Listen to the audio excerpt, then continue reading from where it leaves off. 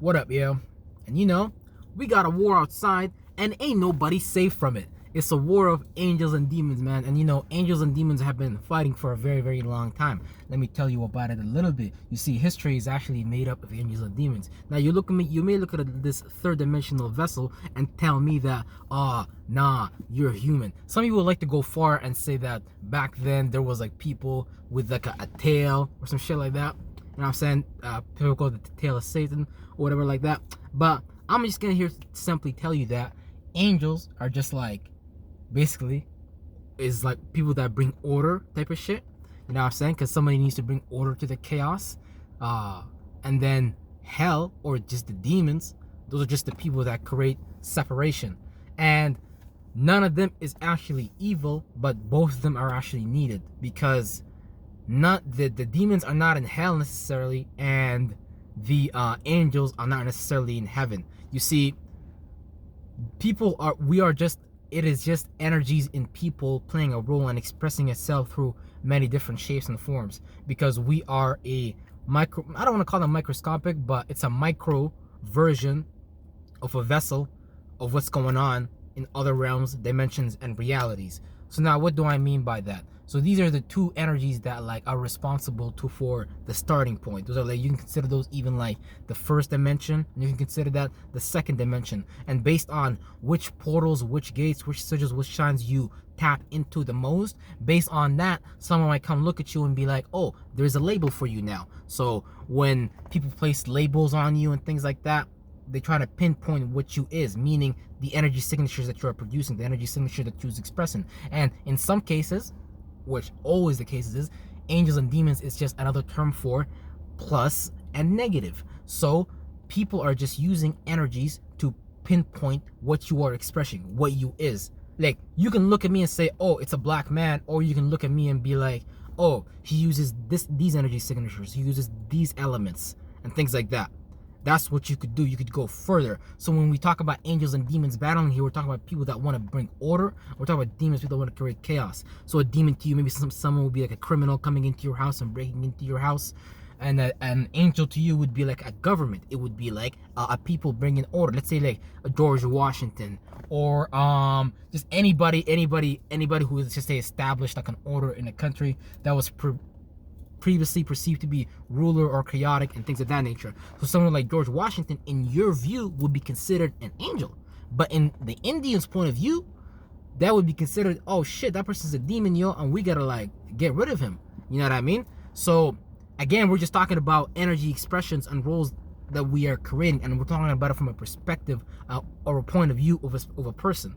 So we're all persons with multiple point of views and things like that. We can access a lot of natures as long as we are aware of those natures, or we're just tapping into some natures that are primordial and just simple. Let's say like envy, hate, jealousy, things like that. You can even start to divide those, and you can look at whatever the opposite of those demons are. That'd be like, because for everything there's an opposition. For everything there's like an opposite energy. You know what I mean? Like fire and water, things like that. So angels and demons are just there to bring order to each other. Now, how do you use those energies? That's a different question, because when you look at the people or the organizations who are actually taking control of the narrative, those are actually the people who are both creating the chaos and are both creating the order.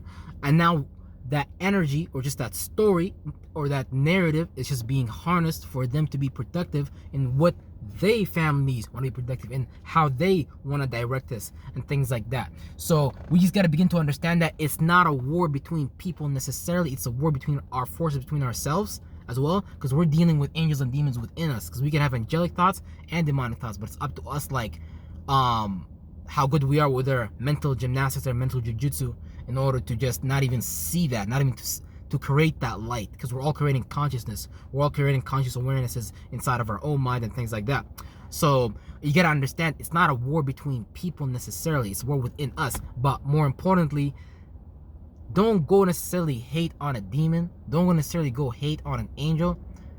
You gotta understand, everything has its role, everything has its play.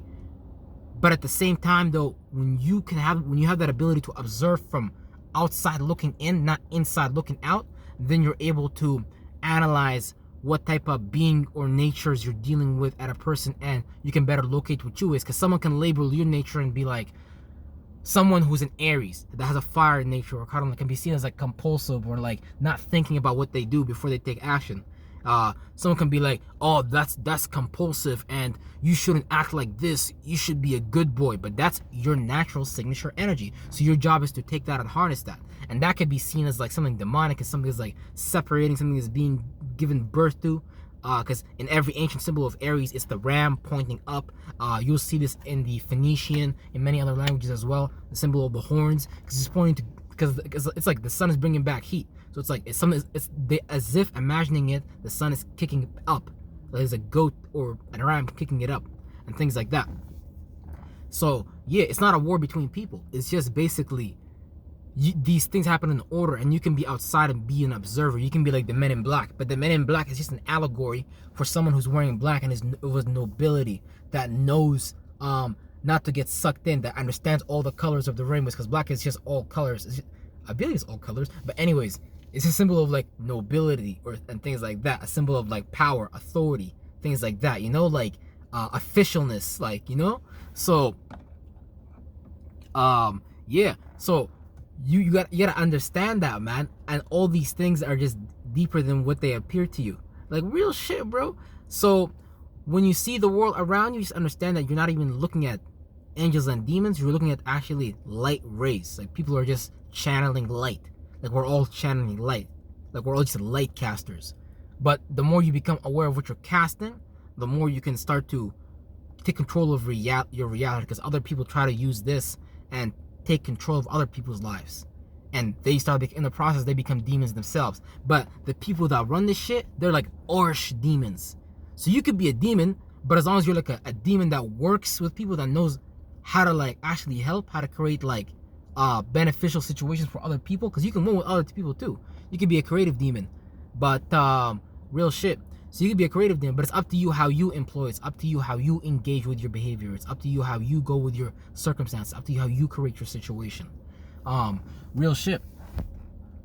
And yeah, man, that's just a little bit about angels and demons. Remember, don't even angels. Come on, let's just say angels too, right? Because angels bring order.